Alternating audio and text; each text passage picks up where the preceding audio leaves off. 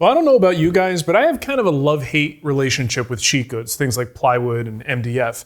It's a bit of a necessary evil, though, because it's so stable, it can save us money, and some projects just call for plywood. That's just the way that it goes. But I really don't have fun when it comes to purchasing, transporting, and maneuvering the stuff around my shop.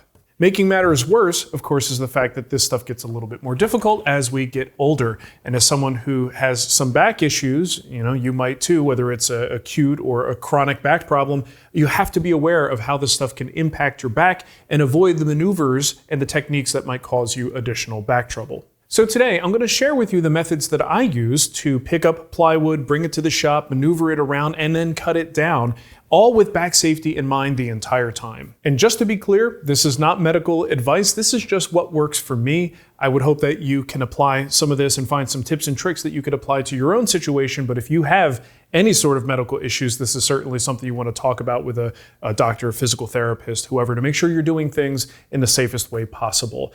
Again, this is just what works for me. The following is just the opinion of the Wood Whisperer. Proceed at your own risk of splinters, frustration, or unintentional home renovations. Results may vary. Safety not guaranteed. Now, I've got a couple things to do in the shop before I even leave to go pick up the material. Number one, I'm checking the weather, and it may seem like common sense, but I think I should mention it. You just want to make sure that the weather is clear, there's no rain or snow in the forecast, because if you do have plywood and MDF in the back of your vehicle and it's exposed and it starts to rain, it really puts you into a frantic mindset as you're rushing back to the shop to unload as fast as possible, and it could lead to some pretty unsafe situations, right? And also could be a very expensive mistake. So definitely check the weather first.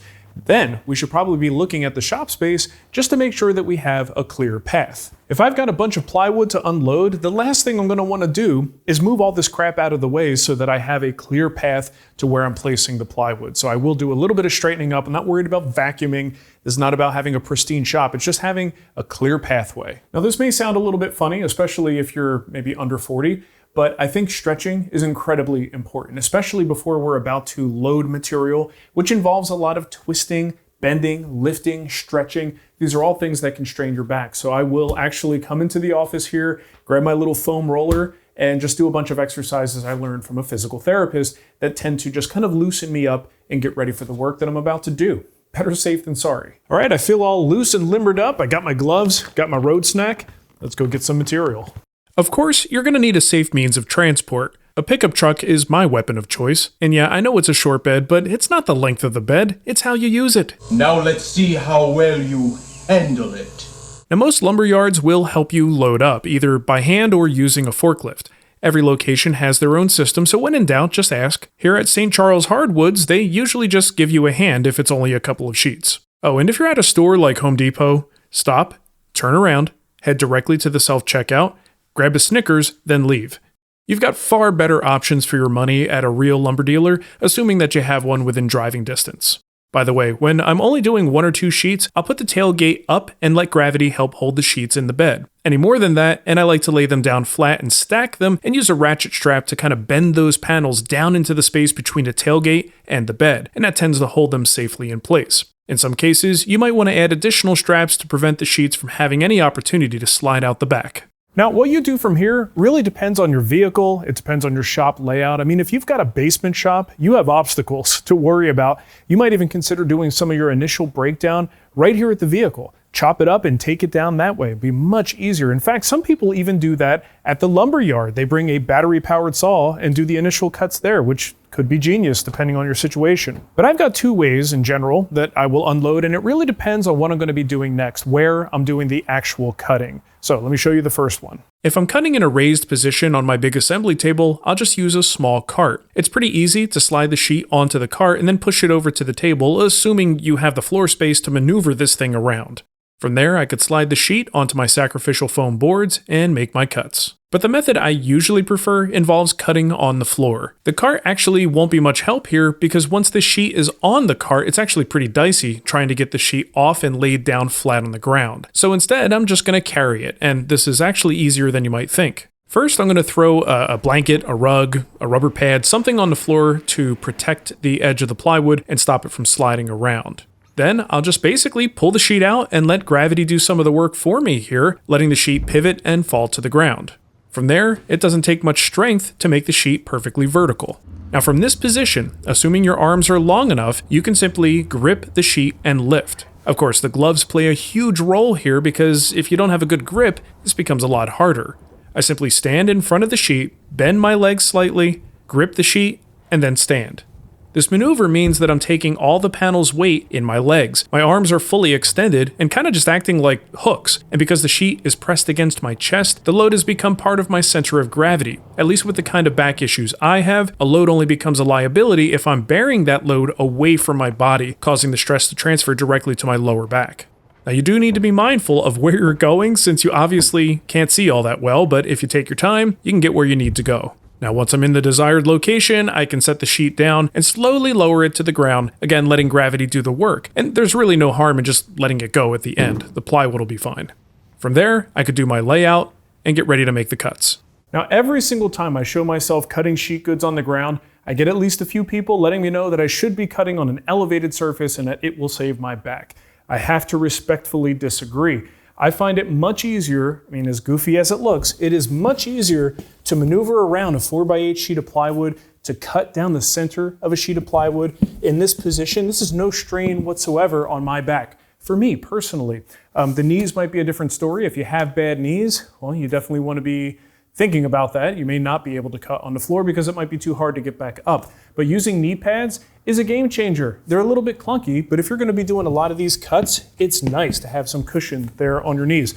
And I find this far less taxing than doing these stretches over an elevated surface. So if I'm cutting at my assembly table, I might do that if I'm just kind of making edge cuts and working my way through a panel. But if I have to make a cut across the center of the panel in the middle like this, that's a tough stretch. I'm not the tallest person in the world. I'm about 5'11", and I have a pretty good reach, but even I have trouble getting all the way across in one go. And it's this extension that can be really problematic for me personally. So, like I said, respectfully disagree. I think the ground is so much better for somebody who has a lower back problem because you have so much more control of your body position and you have more safety control over the saw. Now, after the cutting at this point, the pieces should be much smaller, much more manageable, and very easy to get to the table saw. Now, what about some of the panel carrying gadgets out there? Now, unfortunately, I'm not in a position to just go buy a whole bunch of things I don't really need to test them out, but I've seen some that work from the bottom, some that work from the top. I've seen straps that you could wrap around with hooks, even homemade versions that people made with some rope and hooks that are pretty effective at carrying panels. Also, I've seen wheeled ones where you could put one end under a wheel, pick up the other end, and just kind of walk across your shop. Those are all pretty cool, but most of them do depend on the panel being in this horizontal position with the long edge down. I normally don't store my plywood that way. You could see the way I take it off the truck and work it into my shop and get ready for cutting. I kind of like to keep mine vertical if possible. That said, you might have different needs. You might want to do it differently. So the only gadget that I actually have is this Gorilla Gripper, and it works in the same way. You got to have the long edge available like this, unless you're super, super tall. But the idea is you got a little clamp here that grips once you pull up on the handle. Then you have to kind of get your body under it, flex your arm and hold your arm nice and tight, keep it close to your body, and then stand. Once you stand, it's kind of close to the center of gravity, and you can just walk around, take it where you need it to go. Now, I don't particularly love this compared to the method I usually use for two reasons. One is I found that the more I use this, the more I start to get a little bit of a pain in my elbow. That can certainly happen if you're doing a lot of it.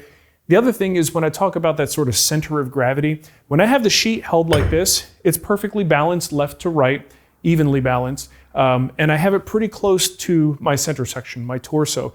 This puts the sheet, yes, it's kind of using your legs, but you're sort of off to the side a little bit, and your arm's just kind of hanging out there, so it is not really the most comfortable way to do it. So it is something to look into, though, because there are a lot of these little gadgets out there. Now, I should also point out that a couple of brands have really cool plywood carts. I know Rockler and Festool are two that I can think of, where you essentially put the end of the plywood onto a little foot or a little hook, and then you're able to just pick up the plywood sheet and it raises up into position. Now that's good if you want that elevated cutting style, but if you don't, it's not going to be much help.